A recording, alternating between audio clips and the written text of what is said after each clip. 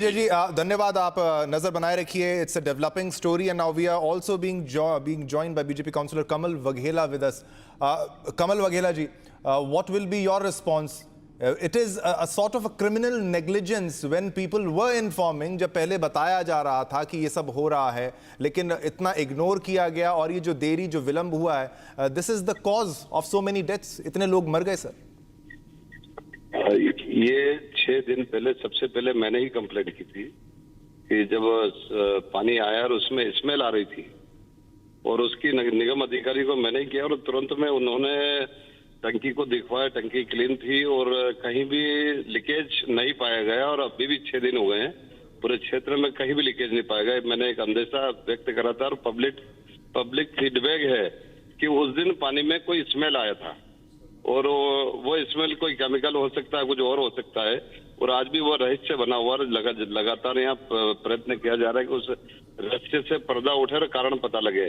तो इस क्षेत्र में जो कहीं भी आज भी 6 दिन बाद कोई ऐसा लीकेज नहीं मिला है और कहीं ना कहीं एक अंदेशा मैंने रात में मंत्री जी और सक्षम अधिकारियों को इसकी जानकारी भी दी और उनसे कहा भी है कि शायद कोई साजिश हो सकती है या दुर्घटना है, समझे उसको।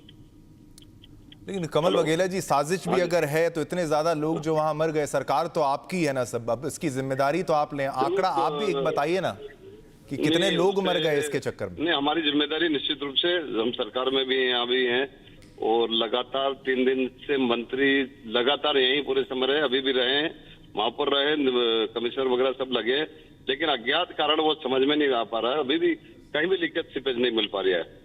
तो कोई दुर्घटना है वो उसकी कोशिश कर रहे हैं कि उसको ट्रेस हो और कार्रवाई हो सके। पर क्या सरकार संगीन है? मतलब आप ये देखें, अब आपके दृश्य जो हम देख रहे हैं, आप वीडियो देखिए हमारे टीवी पे कि भाई झूला झूलते हुए आप वहां पर नजर आ रहे हैं सर।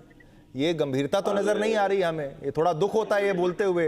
माननीय आप जब अगर आपको लोकल में जब जाएंगे और ध्यान में आएगा, 3 दिन से हम सोए नहीं, रात भर काम कर रहे हैं। उस समय में 5 घंटे लगातार मेयर के साथ में दौरा करते हुए झूल नहीं रहे हैं। वहां पे खाली जगह थी कि मैंने ही लगवाया, रस्सी पे एक पटिया लगा हुआ जहाँ खाली पड़ा था, वो मैं बैठ गया।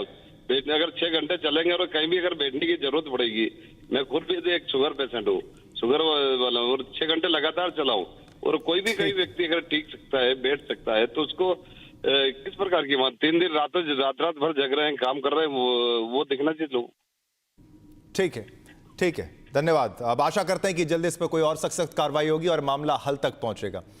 All right, viewers, among the victims, it's very sad what I'm narrating. Among the victims is a 6-month-old infant who died after consuming contaminated water. Now, family members said the child suffered from vomiting and diarrhea. Imagine a 6-month baby in your hands who will be dying because of contaminated water. And the grieving mother claimed the area's water supply had been dirty for a very long time. She stated that due to insufficient breast milk, the family mixed water with formula milk while feeding the baby. This child could not survive the illness, while the family's 10-year-old daughter is now also complaining of stomach pain.